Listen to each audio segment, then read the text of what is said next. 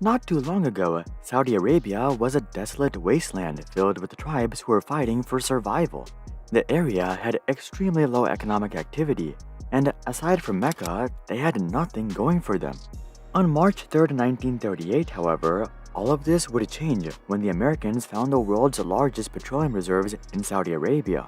Over the next few decades, much of the profits from the area went to the Americans, while Saudi Arabia was left with measly dividends. But Saudi Arabia slowly saved up these dividends and started buying up these oil companies that were drilling across their country. And eventually, by 1980, the Saudi government would grow their stake to 100%, which made them the owners of the most profitable company in the world, Saudi Aramco. Saudi Aramco has since revolutionized the area into a modern desert oasis. But while their cities are more modern than even Western cities, they still have one fatal bottleneck. 92% of their budget comes from oil. Now, most of us have been led to believe that Saudi Arabia has enough oil to run for several decades, if not over a century. But many experts disagree because there's evidence that Saudi Arabia may have been lying about their oil reserves all along. So, how much time does Saudi Arabia actually have before they run out of oil? To figure out how much time Saudi Arabia has left, we can approach the problem in two different ways, which are the supply approach and the demand approach. For this video, we're mainly gonna focus on the supply. Saudi Arabia is estimated to have 260 billion barrels of oil left. And over the past 10 years, Saudi Arabia has on average pumped out roughly 10 million barrels of oil per day. This means that over an entire year, Saudi Arabia pumps out approximately 3.65 billion barrels of oil. Doing some simple math, we'd find out that if Saudi Arabia maintains their current output, they'd run out of oil in 71.2 years or sometime in the mid-2090s. This might sound like a long time away, but the thing to keep in mind is that it's already been 84 years since Saudi Arabia started pulling in oil revenue. This means that Saudi Arabia is already over halfway through their oil roller coaster. But things may be a lot worse than just this. You see, a lot of experts think that Saudi Arabia has been lying about their oil reserves. All of the oil reserve estimates that we've gotten for decades now is from Saudi Arabia themselves, and the data is rather sketchy. First of all, in 1989, Saudi Arabia's oil reserves just randomly skyrocketed from 170 billion to 260 billion.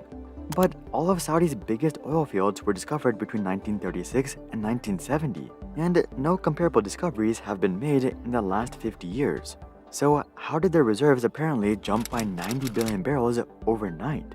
Something else to note is that the timing of this jump was also super sketchy.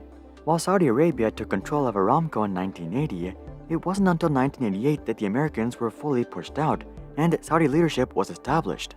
And somehow, just 1 year after this change in leadership, their oil reserves skyrocketed by 50%. Now, that's definitely quite suspicious. Also, Saudi Arabia has been claiming that their oil reserves haven't changed in 33 years. This doesn't seem all that likely given how much oil they've pumped out in the past 33 years. Going back to the Saudi oil output graph, we can see that Saudi Arabia has averaged about 8.5 million barrels of oil over the past 3 decades. This works out to a total output of 102 billion barrels of oil. Also, if we look more closely at the Saudis' reserve data, we'll see that they have not only been claiming that their oil reserves have stayed constant, but they've actually been claiming that they've been increasing. In 1990, there were 258 billion barrels of oil, but as of 2016, there were 266 billion barrels of oil. This means that Saudi Arabia was not only able to pump out 102 billion barrels of oil over the last 30 years, but they were also able to come out on top by 8 billion barrels. In other words, Saudi Arabia has been able to find 110 billion barrels of oil since the Americans left. And that's in addition to the initial 90 billion barrel jump. So apparently, Saudi Arabia has found a total of 200 billion barrels of oil since they took over. Keep in mind, this figure is 30 billion barrels more than what the Americans estimated Saudi Arabia had in total in the 1980s. Now, I know a lot of people aren't exactly fans of Americans. But one thing I think we can all agree about is that Americans are phenomenal at capitalistic exploitation. So the idea that the Americans exploited Saudi Arabia for 50 years and didn't even find half of their oil reserves, aka 200 billion barrels, seems pretty far-fetched to me, but I'll let you be the judge of that. It's not just the reserve data that's pointing to inconsistencies either. There have been some major leaks over the years that have pointed towards the Saudis lying. In 2011, for example, we saw a leak from WikiLeaks that claimed to cover insider info from a high-level Saudi oil executive. According to the executive, over the years, Saudi Arabia had been overstating their oil reserves by as much as 300 billion barrels. Also, something else to note is that Saudi Arabia has never been able to pump up production that much. If they truly found another 200 billion barrels, you would think that they have plenty of new oil fields to drill from and increase production. Yet, they have been unable to top what the Americans got them to. You see, 10 million barrels per day is nothing new. In fact, the Americans were able to reach this level with Saudi Arabia way back in 1980 when they reached 9.9 million barrels per day. It's been 42 years since then, but the Saudis have barely been able to reach 10.7 million barrels per day. Also, it doesn't seem like the Saudis are holding back either. For example, even when Donald Trump threatened to withdraw military support, Saudi Arabia couldn't increase production to over 10.5 million barrels per day. Now, you could say that Saudi Arabia refused to respond to threats, but they weren't able to increase production even when they were the ones that were issuing the threat. For example, remember when oil prices crashed between 2014 and 2016? Oil prices crashed from $120 to just $42, and one of the main reasons for this was Saudi Arabia. You see, the US was making strides when it came to extracting oil from oil shales.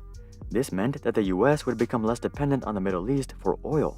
So Saudi Arabia and OPEC decided to launch a price war against shale oil extractors. The idea was to pump up oil production and crash oil prices to run these extractors out of business. This would have been the perfect time for Saudi Arabia to pump up production to 15 or even 20 million barrels per day. But they weren't even able to cross 11 million barrels. The same thing can be said about the price war with Russia at the beginning of the pandemic as well. Clearly, Saudi Arabia can't even surpass the ceiling that the Americans got them to, which just makes it even more likely that they've been lying about reserves. But all of this brings up the question, why lie? Wouldn't it be better for Saudi Arabia if everyone knew that oil reserves weren't as plentiful? Less supply equals higher prices, which means more profit for Saudi Arabia, right? Well, this would be true at the beginning, but it wouldn't last long. You see, even with Saudi Arabia's likely inflated figures, they don't actually hold the world's largest oil reserve. This title actually goes to Venezuela, who holds 300 billion barrels. Now, Venezuela oil has never been that helpful to the world because the country has been plagued with corruption, hyperinflation, and who knows what else. But the second the world knows for sure that Saudi Arabia doesn't have as much as they said, they're gonna turn their entire focus onto the remaining countries. We'll see historic strides in Venezuela and Canada. Heck, we might even see the Western world make amends with Russia. At the same time, the push for renewable energy will also become stronger than ever before, and all of this will reduce the world's dependency on Saudi Arabia. And given that oil is the only thing that gives Saudi Arabia any sort of significance on the world economic stage, this would not be in Saudi Arabia's best interest. For them, it's best to keep the rest of the world as dependent as possible on their oil. And if that means lying about their oil reserves, then so be it. If Saudi Arabia has been lying about the reserves this entire time, how much time do we actually have until they run out? Well, if we assume that the last accurate piece of data we have is from 1988 when the Americans left, this means that Saudi Arabia was left with 170 billion barrels of oil.